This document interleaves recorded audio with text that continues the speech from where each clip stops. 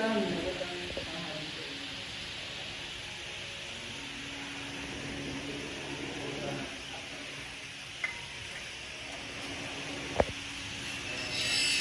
Hindi natin yung gulong eh. Kasi pwede ko daw.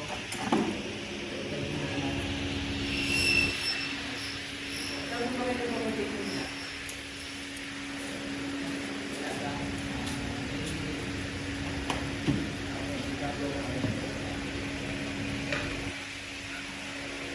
Okay po. Sige po madam, thank you po.